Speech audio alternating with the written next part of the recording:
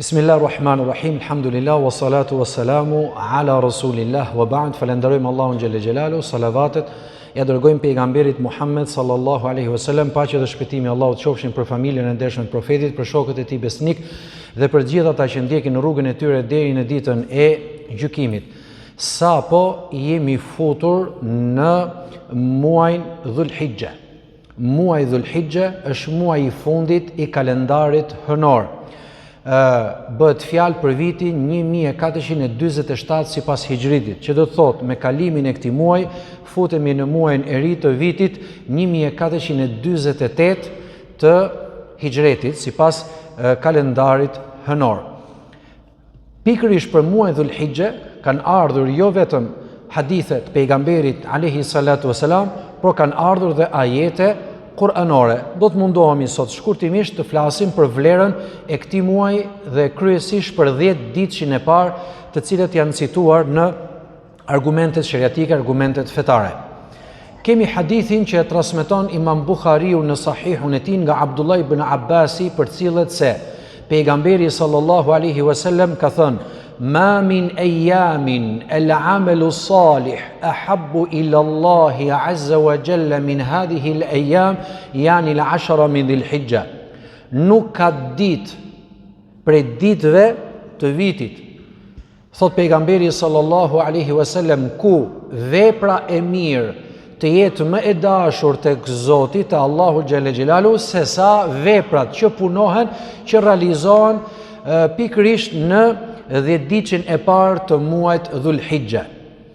E pyesin pejgamberin sallallahu alaihi wasallam: "Wala al-jihadu ya Rasulullah?" Edhe vet lufta në rrugt të Allahut si vepër kaq madhështore, një punë tjetër që realizohet në fillimin e muajit Dhul-Hijja. Lufta në rrugë Zotit nuk qenë ka më e vlefshme, më e dashur, më e madhe tek Zoti se sa punët e Dhul-Hijjes? Thot: "Wala al-jihadu fi sabilillah", vet lufta në rrugt të Allahut xhelle xhelalu nuk është aq e vlefshme sa punët që kryhen në fillimin e muajit Dhul-Hijja, pra në 10 ditën e muajit Dhul-Hijja, illa rajulun, përveç njeriu, kharaja bi nafsihi wa malihi, ai del thot me vetveten e tij dhe me pasurinë e tij, thumma lam yarji bi shay'in min dhalika, dhe ai nuk kthehet më me asgjë nga këto dyja, pra bie dëshmor sakrifikon vetveten e tij, ashtu dhe pasurinë ka shpenzuar për hatër të Allahut xhelle xhelalu. Vetëm ky ka shpërblim më të madh tek Zoti, për jo thjesht për vlerën e mbrojtjes fesë Allahut xhelle xhelalu, por për vlerën e madhe të sakrificës. Sakrifikoi pasurinë e tij, sakrifikoi dhe vetveten e tij, dhe në fund nuk u kthye fare me asnjërin për atyre dyve. Ky e ka shpërblimin më të madh. Kurse përndryshe të gjitha punët e tjera janë më të vlefshme dhe më të dashura te Allahu xhelle xhelalu se sa veprat që veprohen në muaj të tjerë. Transmetimin tjetër thot afdalu, nuk thot ahabbu ila Allahi, afdalu, më të vlefshme. Dhe këtu ulemat kanë nxjerrë një përfitim. Nëse shikon argumentet shariatit, kryesisht për hadithet pejgamberit alayhi salatu wasalam, të cilat thonë se këto vepra janë të dashura te Allahu, kjo do thotë se janë më të vlefshme tek Zoti. Pra më të dashur thjesht si vepër, po është e dashur tek Zoti dhe më e vlefshme se veprat e tjera. Kjo është shumë e rëndësishme. Në një transmetim të thot a'zamu inda Allah, nuk ka punë më madhështore te Allahu xhelle xhelalu se sa punët që i bëhen në 10 ditën e parë. Pra 3 transmetime, më të dashura, më të vlefshme dhe më madhështore. Të treja këto vinë me të njëjtin kuptim te Allahu, pra ashtu sikur i don Zoti subhanahu wa taala. Tani lind pyetja: janë më të dashura dhe më të vlefshme tek Zoti punët që veprohen në fillimin apo në 10 ditën e parë të muajit Dhul-Hijja, më të vlefshme se punët që veprohen në Ramazan, më të vlefshme se punët që veprohen në ditën e Xuma, që dita e Xuma ka ardhur në një hadith tjetër, enkas thot, vepra më e mirë e javëve, pra dita më e mirë tek Zoti dhe sevapet që ka më shumë njeriu në to është dita e Xuma, thot pejgamberi alayhi salatu wasalam. Pra në raport me ditët javore, dita e Xuma ka adhurimet më të vlefshme të dashura të Allahu subhanahu wa taala. I bie që këto ditët e Dhul-Hijjes që mund të jetë mërkur enjte, domethënë hën, diel, shtunë, pa të premten, a janë më të dashura sa vetë Xumaja? Për këtë kemi transmetimin Abdullah ibn Omerit që thot lejse yawmun a'zamu inda Allahi min yawmil Jumu'a. Nuk ka ditë më madhështore të ditët e zakonshme të njeriu, nuk ka ditë më madhështore se dita e Xuma. Thot lejse la ashar. Nuk bëhet fjalë për 10 ditën e Dhul-Hijjes. Kur bëhet fjalë për 10 ditën e Dhul-Hijjes, thot Ibn Omeri, ato janë më të vlefshme, më të dashura, më madhështore të Allahu xhelle xhelalu se sa vetë dita e Xuma, që Xumaja është dhe bajrami i javës. Ndërkohë Mesruku prej tabiinëve, çfarë ka thënë? Thot hiya afdalu ayami sana. Ato janë janë ditët më të vlefshme të Allahu xhelle xhelalu se sa të gjithë ditët e tjera të vitit. Kur thot gjithë ditët e tjera të vitit, pra pas kemi mendime të selefëve, të cilët thonë se veprat në 10 ditën e parë të Dhul-Hijjes kanë më të mira se veprat që veprohen në Ramazan. Këtu tash ka diçka që duhet të shpjegojmë. Agjërimi në 10 ditën e parë të Dhul-Hijjes ka më i mirë se agjërimi i Ramazanit? Jo. Agjërimi i Ramazanit është agjërim farz, dhe për rrjedhoj ti nuk e hapësirë brenda Ramazanit të agjërosh agjërim nafile. Andaj dhe të gjithë agjërimet e tjera për te Ramazanit janë vullnetare, nuk mund të kenë forcën dhe as vlerën dhe nuk janë aq të dashura te Allahu sa agjërimi në Dhul-Hijje. Pra në këtë aspekt, domethënë Ramazani është diçka tjetër dhe agjërimi i Dhul-Hijjes është diçka tjetër.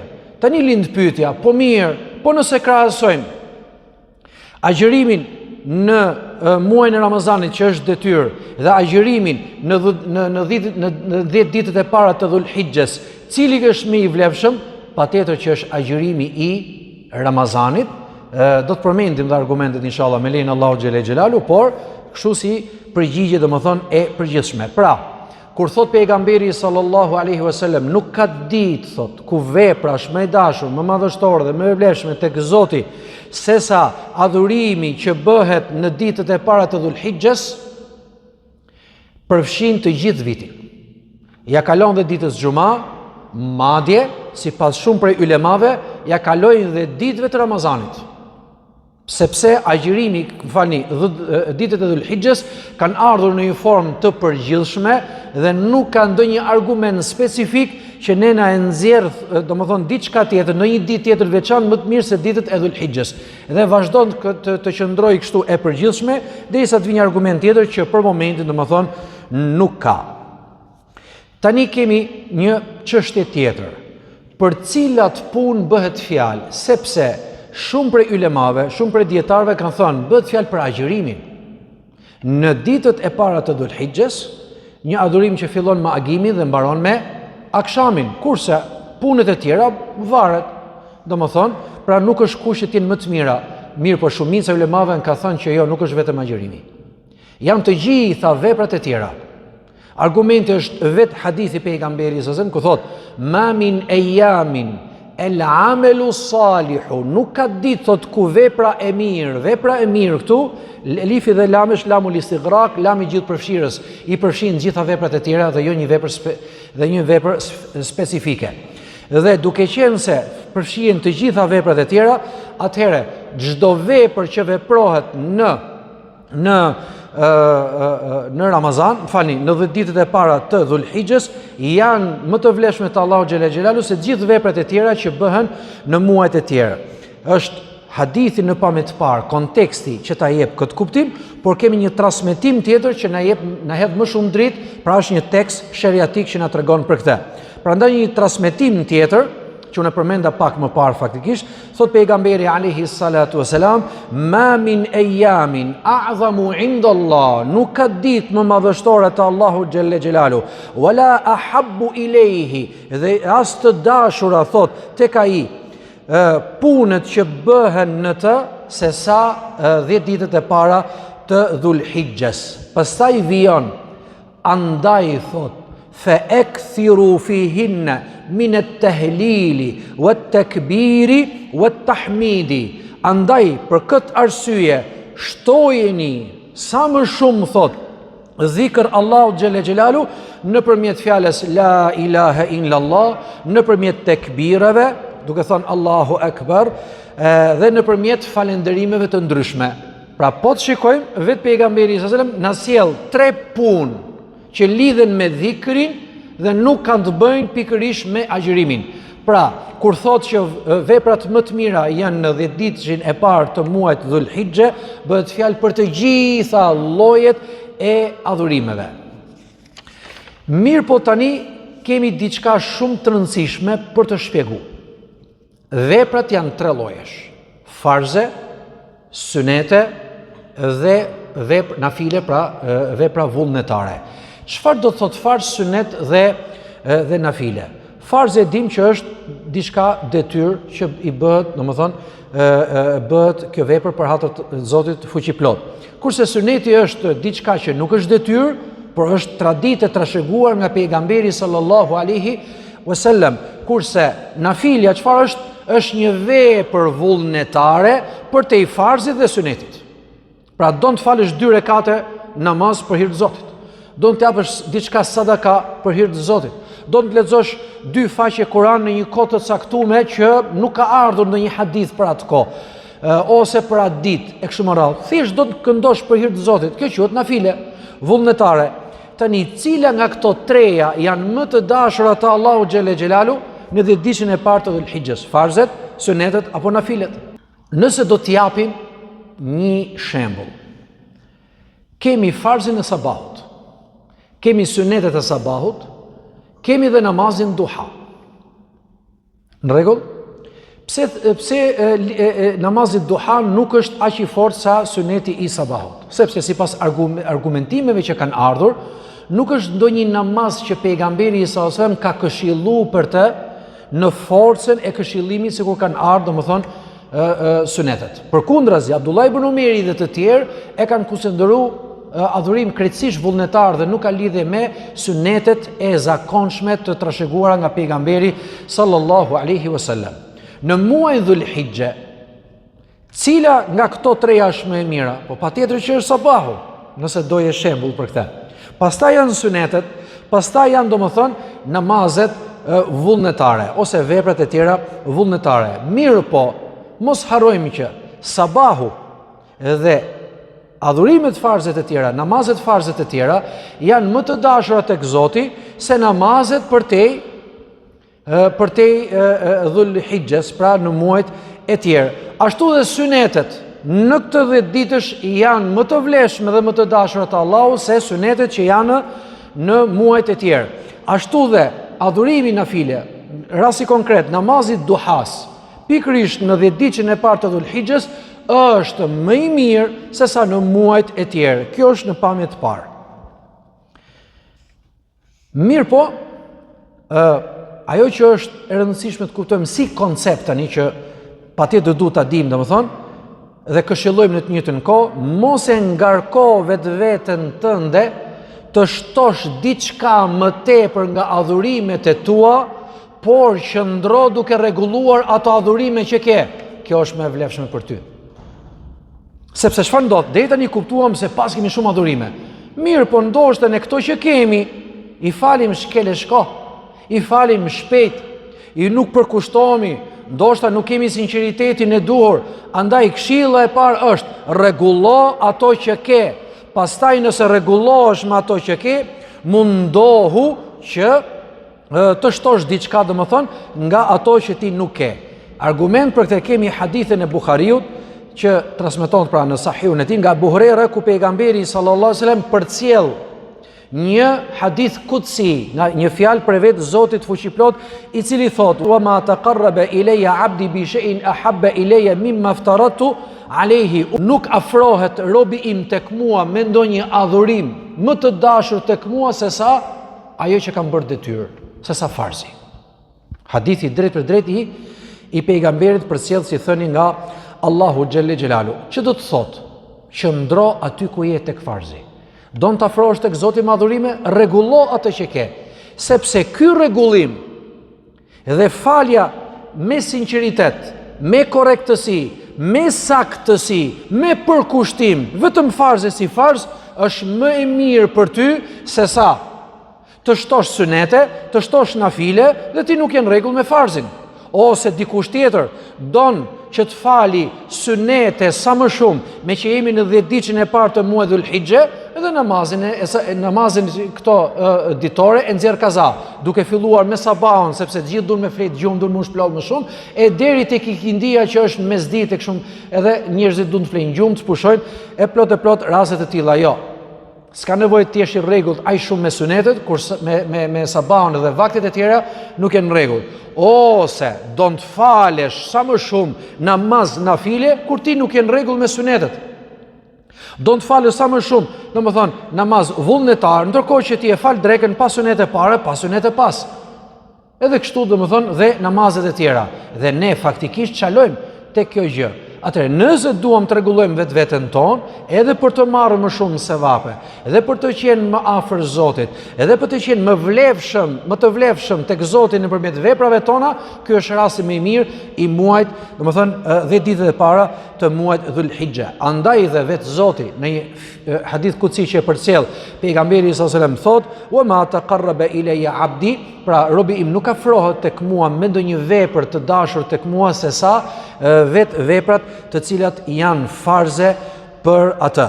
Nëse rregullojmë vetveten tonë me farzet, rregullojmë vetveten tonë me sunetet, pastaj kalojmë tek nafilet, tek anët vullnetare.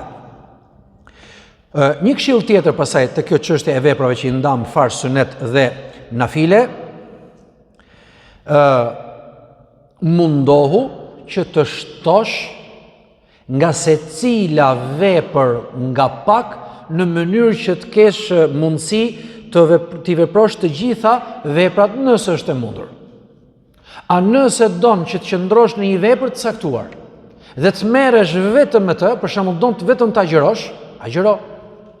Don vetëm të lezosh Kur'an, lezo Kur'an. Ajo është e vlefshme për ty më mirë se sa në muajt e tjerë. Por nëse ke mundësi që ti veprosh pak nga gjitha, ajo është më e mira. Argumenti për këtë është hadithi, rivajeti që përmendëm. Thot: "Ma min eyamin a'zamu 'inda Allah." Nuk ka ditë më madhështore të Allahu xhele xhelalu se sa veprat që veprohen në 10 ditën e parë të Dhul Hijjes, edhe thot: "Fa akthiru", për këtë arsye shtojini, thot, dhikrin me la ilaha illallah, me Allahu Akbar dhe me falendërime që ja kushton Zotit. Shikoje pak nga të gjitha, po për agjërimin është hadithi Aishës te Buhariu, hadithet sakta, e cila na tregon se pejgamberi sallallahu alajhi wasallam asnjëherë nuk i ka agjëruar të gjitha ditët bashkë. Mirë, po shikojmë Abdullah ibn Umerin, edhe sahabët dhe tabiin të tjerë, të cilët i kanë agjëruar 9 ditët e para të Dhul Hijjes, kurse ditën e 10 jo, sepse është dita e Bajramit ku nuk lejohet të agjërohet. Si ka mundësi që pejgamberi sallallahu alajhi wasallam nuk e ka agjëruar sipas Aishës të gjitha ditët mbar, ndërkohë që Ibn Umeri i ka agjëruar? A mos vallë do të kundërshtonte pejgamberin sallallahu alajhi wasallam? Jo. Profeti do të tregoj diçka tjetër, Umeri do të tregoj diçka tjetër. Umeri do të tregoj, ai se ka vetëm me Dhul Hijjen, e ka dhe përgjatë vitit. Adhurimi ose ndër adhurimet më të dashura të Ibn Umeri ka qenë agjërimi. Dhe ai gjithmonë shfrytëzonte kohën që të afrohej tek Zoti nëpërmjet agjërimit, sidomos në 10 ditën e parë të Dhul Hijjes, andaj dhe nuk lënte ditë nga 10 ditët e para, përveç ditës Bajramit që është e 10-ta, vetëm se agjëronte që të gjitha. Pra, Ibn Umeri neve na tregon se mund të mjaftohesh me një vepër ose me 2 ose me 3 dhe përqendrohesh vetëm ato në mënyrë që të marrësh sa më shumë sevape dhe të afrohesh tek Zoti. Kurse pejgamberi sallallahu alajhi wasallam me tehlilin, pra me fjalën la ilaha illallah, me tekbirin, me fjalën Allahu Akbar dhe me falënderimin që ja dedikon Zotit për ato të mirësi që të ka dhënë, por dhe me këtë agjërimin që Aisha thot nuk i ka agjëruar të gjithë ditët, por kjo s'do thotë që s'ka agjëruar fare, ka të paktën të hënë tende ka agjëruar, nuk bëhet fjalë. Çfarë do të thotë që gjithmonë pejgamberi sallallahu alajhi wasallam ka zgjedhur më të lehtën? A nëse zgjedh më të lehtën që ne mos ngarkohemi, atëherë pas kemi hapësirë që të veprojmë pak nga të gjitha. E nëse vepron pak nga të gjitha, ti jemi të bindur që në këto ditë të Dhul-Hijhes, ato pak adhurime nga të gjitha do të dëshmojnë për ne tek Zoti në ditën e gjykimit. Është me vlerë gjithashtu të cekim një ikhtilaf, mos pajtim mendimesh mes Omerit dhe Aliut, për cilët se Omeri radiallahu anhu kishte një mendim rreth agjërimit kaza të Ramazanit në 10 ditën në ditët e para të Dhul-Hijhes, dhe Aliu i cili nuk i shikonte të arsyeshme që të ruhen ditët kaza të Ramazanit, të agjërohen pikërisht në ditët e para të Dhul-Hijhes. Omeri thonte që shfrytëzoje këtë rast. Nëse ke ditë farz kaza që të ka mbetur për arsye të ndryshme, ke qenë sëmur apo gra, do më thonë, kanë qenë të papastra e arsyetime të tjera, mundohu thot që nëse të kap fillimi i muajit Dhul-Hijhe, pra ditët e para të muajit Dhul-Hijhe, agjëroj ato ditë.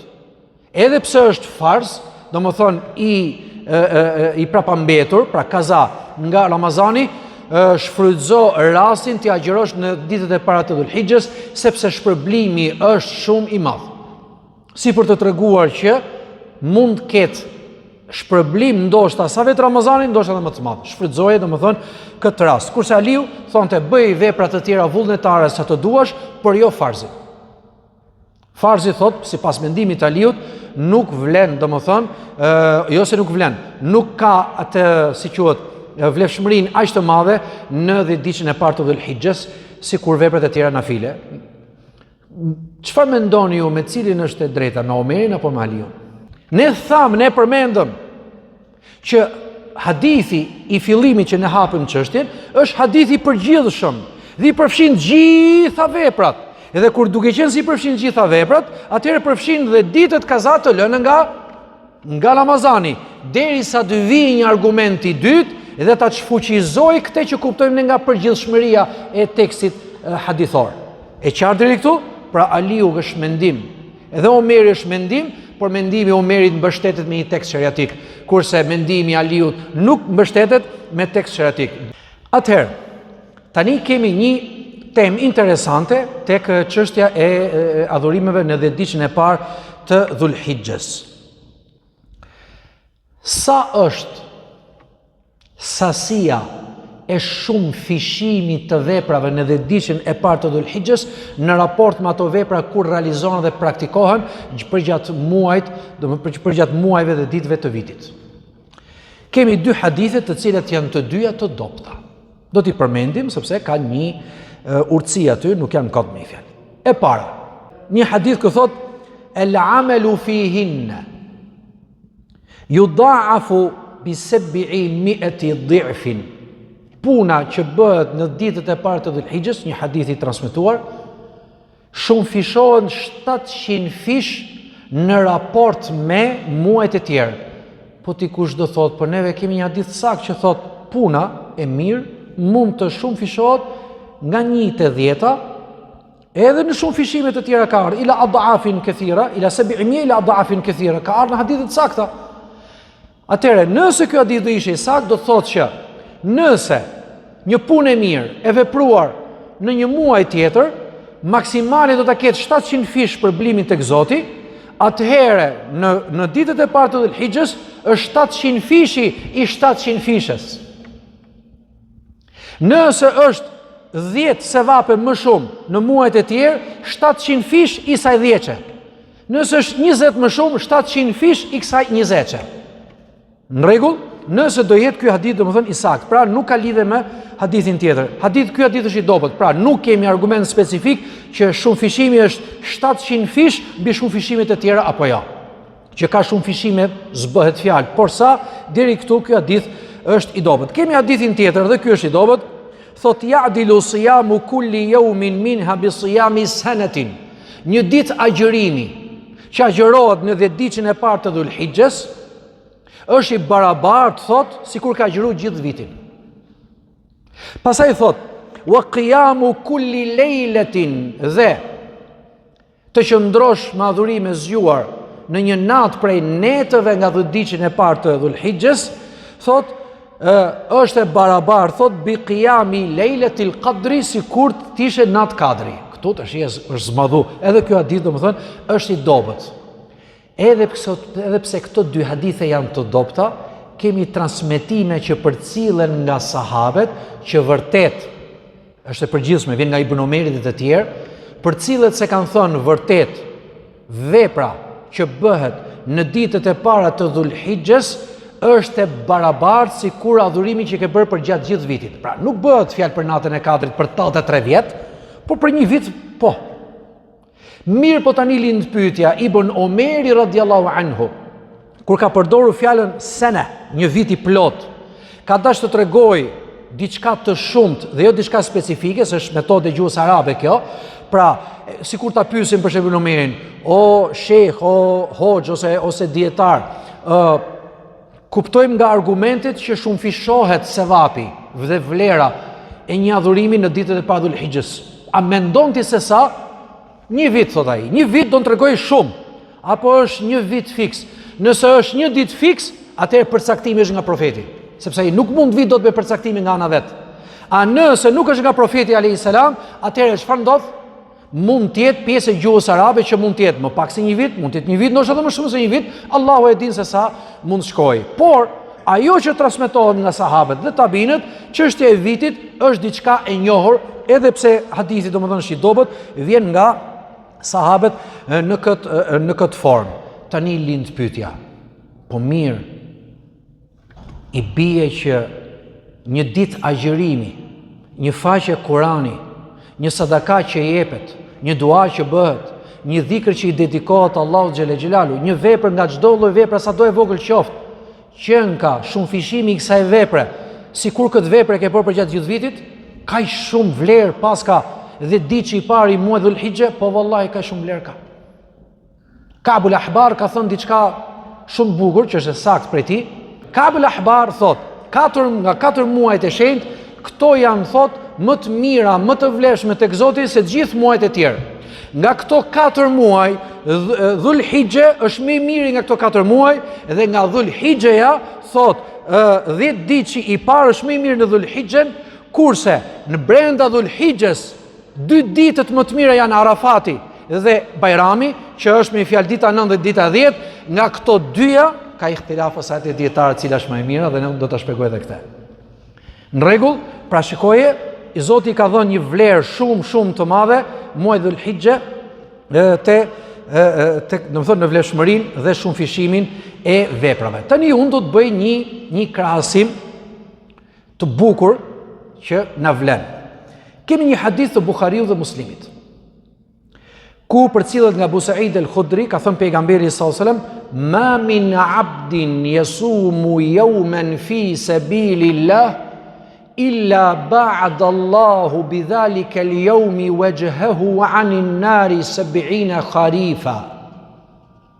Çdo kush prej robërve të Zotit, prej besimtarëve dhe muslimanëve, që agjeron thot një ditë të vetme, dhe nuk përcakton se kur është e ditë, një ditë gjatë vitit, agjeron për hatër të Allahut xhelle xhelalu, shpërblimi tek Zoti është se Allahu do ta largojë thot fytyrën e tij, pra vetë këtë njeri, nga zjarri i xhehenemit 70 vjeshta, 70 vjet. Shpërblimi i një dite të zakonshme agjërimi tek Zoti shumëfishohet, ai shumë sa të largon Zoti nga zjarri i xhehenemit 70 vjet. Së pari nga ky hadith kuptojmë shpërblimi nuk është vetëm në sevape, shpërblimi është dhe largim nga belaja, shpërblimi është dhe largim nga zjarri, shpërblimi është dhe largim nga sprova, dhe kjo është shumë interesante dhe shumë rëndësishme dhe është koncept më vete. Se ne gjithmonë e lidhim atë frymën tonë komerciale, të fitojmë sa më shumë, si fitojmë pare në jetën e kësaj bote kur punojmë, do të fitojmë dhe sevape, na shënohen aty, ti kemi asete në ditën e gjykimit. Për çfarë i don këto asete? Sepse do të futen në xhenet. Po mirë, por nëse Zoti ta kthen shpërblimin duke të larguar nga zjarri i xhenemit, sevape do marrësh patjetër për çështje konceptuale, po patjetër pra që çojë ndërmend edhe çështën e xhenemit. Tani do të bëjmë një llogari. Një llogari, nëse një ditë zakonshme të vitit 70 vjet e largu nga zjarri i xhenemit, këtë ditë ti agjeron një nga ditët e Dhul-Hijjes, sa vjet i largu nga zjarri i xhenemit? Nëse ajo do llogaritet që një ditë është me një vit, sipas Ibn Omerit dhe shumë prej selefëve. Bëj llogarit. Sipas kalendarit diellor që kemi 365 ditë, bëhet fjalë 365, shumëzim për 70 vjet sa i bën 25.550 vjet largohesh nga zjarri i xhenemit me një ditë agjërimi në Dhulhixhe. Që e ka me gjithmonë gjigante. Mirë, për kalendari hënor ka 10 ditë mangët. Atëherë s'kemi 365 ditë, por kemi 355 ditë. Boja llogarit sa shkojnë. 355 ditë. Shumëzim për 70 vjet i bën 24.850 vjet një ditë e vetë me agjërimi në Dhulhixhe, me fjalë largim nga zjarri i xhenemit. 24.850 vjet largim nga zjarri i xhenemit. Kisha dëshirë të jepja në këtë lloj forme, a e dini pse? Sepse ne vetëm me shifra morim bash. Do fitosh kaq lek, gëzomi. Do marrësh rrogën se erdhi funi mujt, gëzomi. Ne shifrat na gëzojnë. Dhe Allahu nëpërmjet shifrave na ka, domethënë, i çon gjërat. Madje, a nuk është Zoti në Kur'an që ka thujt, domethënë kur ti largohesh nga të këqijt dhe shoqërohesh me vepër mirët dhe don të afrohesh tek Zoti, e ka thujt tijara, tregti. Vetë pejgamberi sallallahu alajhi wasallam e ka thujt xhenetin artikull tregtie. Pse? Sepse kështu marrin vesh njerëzit. Ajo realisht tamam, mund ta quash me një emër akoma më të mirë ose kështu më mirë, por Zoti kështu don. Doni këtë gjuhë përdor dhe vetë Zoti dhe vetë pejgamberi alayhi sallallahu alaihi wasallam, i cili thot ela inna silatallahi ghaliya, ela inna silatallahi ghaliya. A nuk është artikulli i tregtisë Zotit i shtrenjtë? E përsëri 2 herë. Thot ela wa hiya al-janna, a nuk është xheneti? Artikull tregtie, xheneti, tregti me Allahun subhanahu wa taala, por po ta kapësh edhe nga ana konceptuale, tregtia me Zotit patjetër quhet tregti sepse ai ta jep kapitalin. Ti s'ke kapital zero. Zoti ta jep kapitalin, Zoti të orienton, të tregon si është më e mira dhe nuk hum asnjëherë. Çdo tregti që bëhet me Zotin asnjëherë nuk ka falimentim. Çdo tregti që bëjmë me njerëzit, patjetër do i bëjmë hesape të mirë, përndryshe edhe mund dështojmë, mund të falimentojmë ose domethënë mund të fitojmë. Kemi pjesën tjetër pastaj. Në 10 ditën e parë të muajit Dhulhixhe, vlefshmëria, madhështia dhe veprat e dashura tek Zoti janë vetëm për ditët apo dhe për netët. Në gjuhën arabe, kur përmendet dita, përfshim dhe natën. Mirë, po kjo është nga ana aspekti gjuhësor, por neve nuk e kemi shumë të nevojshme këtë faktikisht se ka fol vetë Zoti në Kur'an.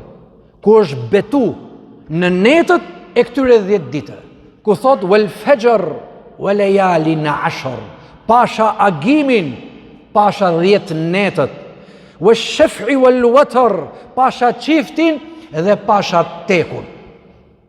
Atëre, pasha agimin dhe 10 netët. Ibn Abbasi dhe shumica e sahabëve dhe tabinëve kanë thënë, Allahu bën fjalë për netët e para të 10 ditëve të Dhulhixhes.